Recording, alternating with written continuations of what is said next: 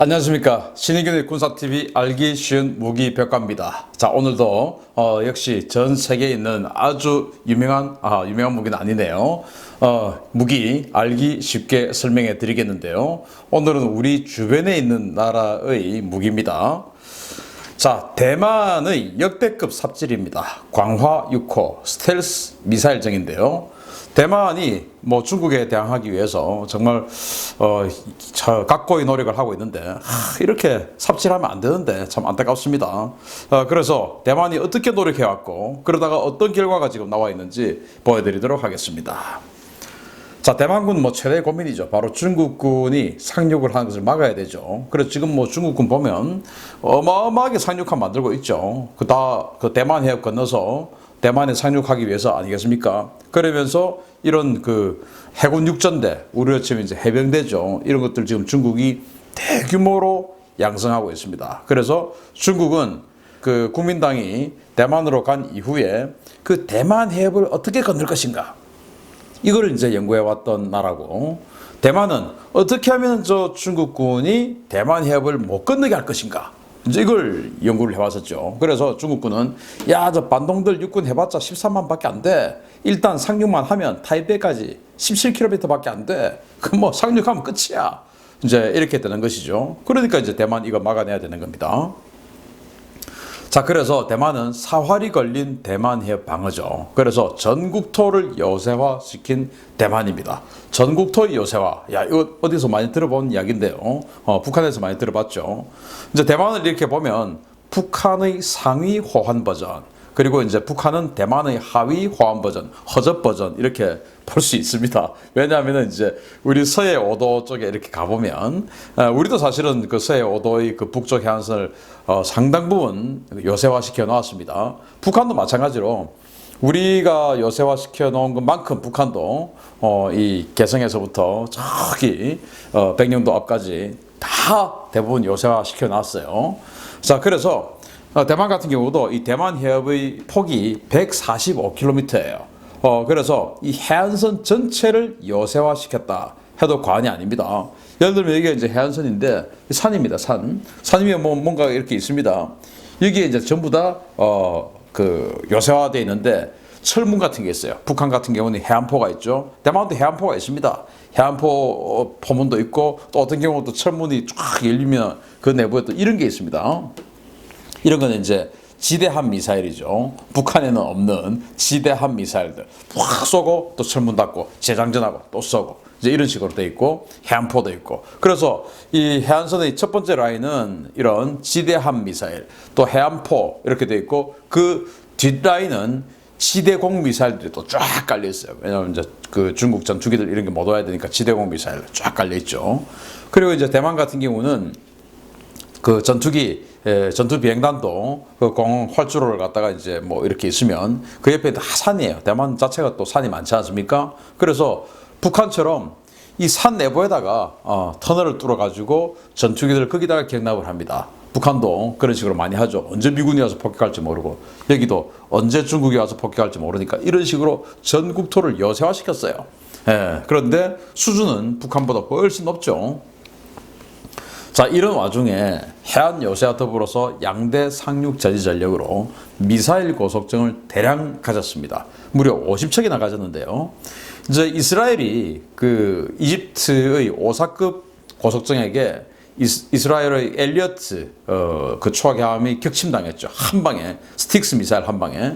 그래서 엘리어트 쇼크 이후로 이스라엘이 이렇게 드보라급이라고 하는 고속정을 만들었어요. 자기네들도. 그러니까 이 오사급은 스틱스 미사일 2발을 탑재하고 다니는 고속정, 소련제 아닙니까? 이스라엘 자기들도 이거 괜찮네, 우리도 하자 해가지고 드보라급이라는 걸 만들어서 여기 뒤에 스틱스 대신 가브리엘이라고 하는 이스라엘제 단거리 함 미사일 2발 얹어서 다니는 이런 고속정을 만들었어요. 그래서 대만이 우리 대만 해협을 막으면 되니까 우리 저거 하자 해서 이 드보라급 고속정을 수입을 해서 첫 번째 함은 이스라엘에서 만들어주고, 그 다음부터 이번 함부터 50번째 함까지 49척은 대만에서 라이센스 생산했습니다.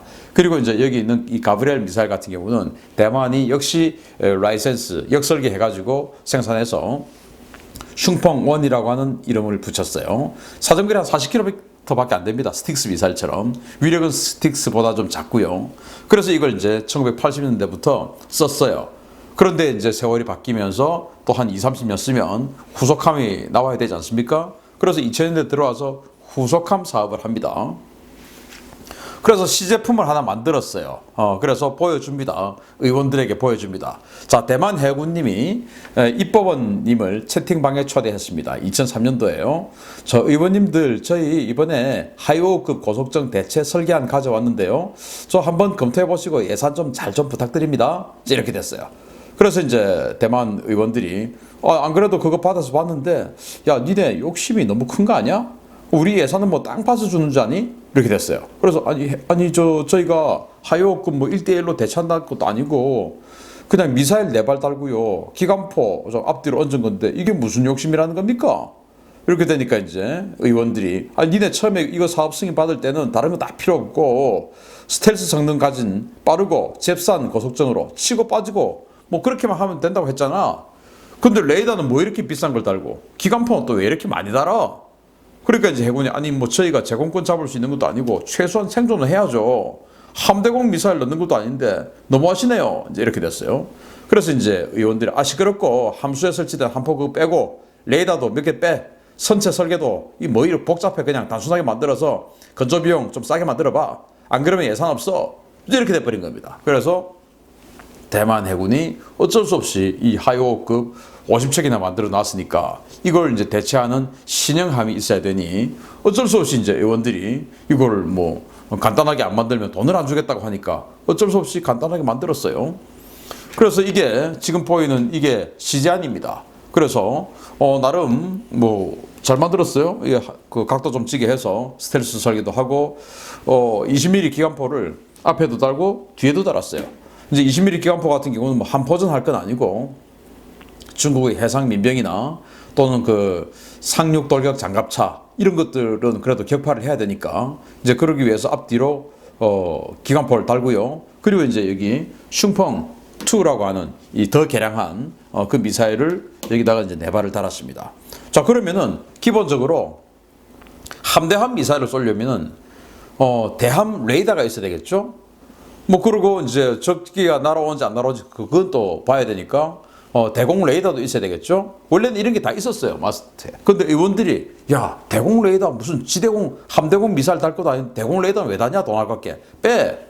그리고 함대함 미사일 그걸 쏘는 거 좋아. 쏘는데 굳이 니들이 함대함 미사일 쏘기 위해서 니 스스로 비싸게 그 레이더를 다 가지고 있어야 되겠냐? 대함 레이더 굳이 다 갖고 있어야 되겠어? 그 나중에 그냥 그 사령부에서 그냥 표적 보내주면 되잖아 무전으로. 이렇게 된 겁니다. 그렇게 해서 그걸 다 뺐어요. 그리고 앞에 있는 이 20mm 기관포도 뺐어요. 그렇게 해서 만드는데 또 이것도 뭐 각이 또 왜 이렇게 많아? 각 많으면은 막 돈 들잖아. 철판 다 또 이렇게 각 줘야 되고 하니까 아예 더 심플하게 뚝 잘라버려 이제. 이렇게 된 겁니다. 그렇게 해서 한번 보십시오. 이제 이걸 어떻게 만들었냐.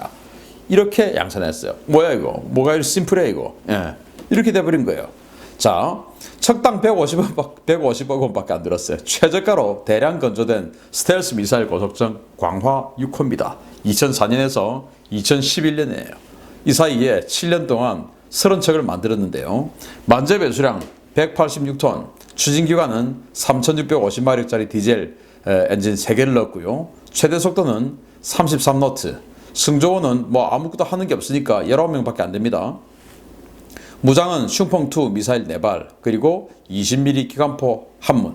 그런데 이제 이 20mm 기관포도 자동이 아니고 사람이 나가서 쏴야 돼요. 이렇게 정말 참 심플한 거죠. 여기 레이더를 한번 보시면 이 레이더입니다. 아마 이렇게 생긴 일자형 레이더 여러분들 어디 뭐 요트라든지 아니면 뭐 덕적도라든지 아니면 인천 연안부두 또는 뭐 부산 뭐 어디 이런 데 가시면 또 욕지도 가는 통영 이런 데 가시면 그냥 해안선 이런 데 가는 예객선 조그만 예객선에 다 붙어있는 그냥 상업용 항해 대수상 레이더입니다. 이거 정말 싼 거죠. 그냥 이렇게 해서 왜 이거라도 없으면 어디 다른 데 부딪히니까 이 정도만 달아놓고 아무것도 없는 거예요. 대공 레이더도 없고 대함 레이더 전투용 대함 레이더도 없고 아무것도 없어요. 미사일만 있는 겁니다. 그럼 이 미사일 어떻게 쏘냐? 그냥 중국 상륙 함대가 쫙 날아오면 이게 이제 쫙 몰려오면 이게 30척이나 되니까 쫙 이제 뭐 나름대로 이제 구역을 맡아 있겠죠. 그렇게 해서 가가지고 미사일은 대한 미사일 이렇게 이제 슝펑2 사정거리 160km 우리 이제 해성 이런 거하고 능력이 비슷한 거예요. 마하 0.85 탄도 중량 180kg. 그러니까 뭐 우리 해성하고 위력은 조금 약하지만 능력은 비슷해요. 이제 이런 거 네 발 딱 탑재를 하고 그냥 이제 이렇게 움직이고 있다가 야 저쪽에 온다 그러면 이제 저쪽으로 확 몰려가는 거예요. 몰려가서 예를 들어서 이제 이 지상에 육상에 그 사령부가 있지 않겠습니까? 그 전투지휘부가 그 사령부에서 야 1번 함 니는 어느 쪽으로 쏴 2번 함 너는 어느 쪽으로 쏴 이렇게 이제 표적 구역을 지정해 주는 거예요. 그러면 그쪽으로 그냥 미사일 쏴 버립니다. 그러면 이제 그 대부분의 이 아음속 함대함 미사일이 그렇듯이 일단은 그쪽으로 관성항법으로 날아갑니다. 대충 그쪽으로 날아가서 마지막에 자기의 액티브 레이더 시크를 켜요. 그렇게 해서 이제 적성 어떤 그 함정에 그냥 들어가서 이제 눈에 띄는 데로 가서 꽂히는 겁니다. 자 이렇게 되면은 나름 개념은 맞죠. 뭐 굳이 대만 해 145km 좁은데 이걸 가지고 뭐 대양 해군해서 어디 뭐 저 광까지 갈 것도 아니고 하니까 그 말은 맞는 것 같아요. 그래서 그 미사일 쏘면 어차피 미사일은 대충 저쪽으로 날려 보내면 딱 그 목표물 한 10km 전방 가서 거기서부터 레이더 딱 켜고 자기 알아서 쫙 들어가니까 그렇게 하면 될 것 같아요. 그런데 정말 중요한 걸 간과한 겁니다. 중국군의 능력이 계속 엄청나게 강화시켜진 것이죠. 그래서 중국이 딱 보니까 야 그래 쟤들 미사일 마구마구 쏘면 무섭긴 한데 그런데 미사일 쏘라고 하는 그 무전을 못 듣게 하면 되는 거 아니냐. 지상에 있는 육상에 있는 사령부에서 야 1번 너는 이쪽 구역으로 쏴 2번 너는 저쪽 구역으로 쏴 이런 무전을 이제 해줘야 되는데 이게 무슨 데이터 링크 되는 것도 아니고 그러니까 그 무전을 제밍시켜서 못 듣게 해버리면 이건 뭐 아무것도 안 되는 겁니다. 야 제밍 한번 해주고 전투기로 사냥하면 되겠다 해 이런 거 왜 만드는 거냐 해 이렇게 된 거죠. 맞죠? 그래서 무전을 못 듣게 제밍 해버리면 됩니다.